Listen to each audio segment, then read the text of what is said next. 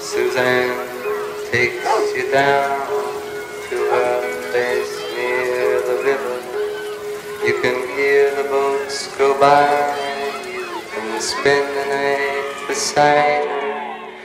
She's around here somewhere, somewhere here she's hid. Somewhere in a canal by Camden Town, underneath a bridge. That's where he said he put her bits and bobs straight after what he did. Every time I pass the lock I stop and wonder where she is. You see, Suzanne was quite a looker, quite tasty for a high street hooker. She had a nice shape, nice ass, nice breasts, I guess that's why he took her. But then again, you know what, blood, this guy was kinda mess. So Suzanne's death was probably more to do with torture than it was to do with sex. Nevertheless, he was a sick cunt, there ain't no doubt about that. His mental health was in a state, but no one really knew about that. Cause he lived alone or on his own and never spoke to neighbours. Plus the guys next door was never home, cause they was always out raving, which made it pretty convenient. Cause when he dished out penny weren't lenient. Still no one could hear her screaming when her blood started squirting on the ceiling and drying to the wall till the paint started peeling. And she's cut real bad but still breathing and begging him to stop, but he won't cause he's evil.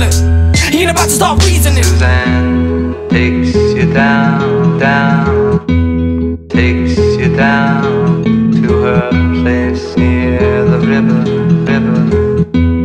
near the river.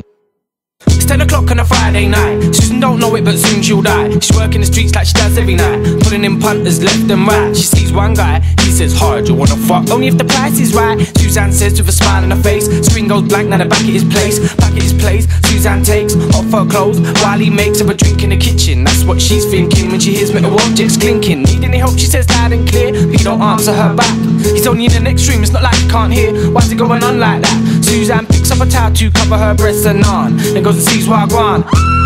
Suzanne screams, so shocked at what she's just seen. He's holding a knife and his eyes look broke. So he makes a run for the door but it's locked. Slice, slice, slice, chop, chop, chop. Suzanne screaming, begging him to stop, but he won't stop, and he don't stop, not till she stops struggling. She's lying on the floor in a pool of blood. He goes in the other room to get something.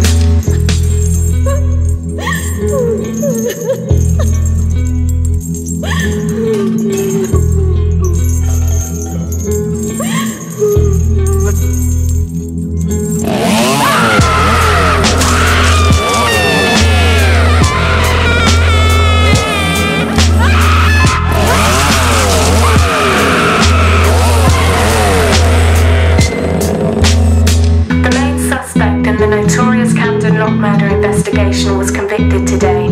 41-year-old dubbed the Camden Ripper faces life imprisonment after a jury convicted him guilty of all charges.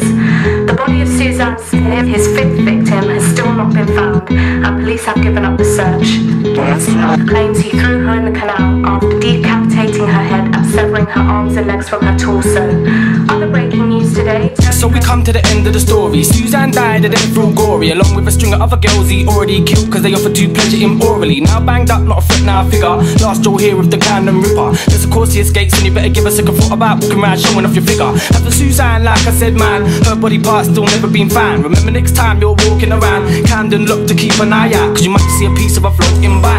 Crotch on the bridge, smoking weed, getting high, cause since she's there and need not lie. Now he's gonna live in jail for the rest of his life.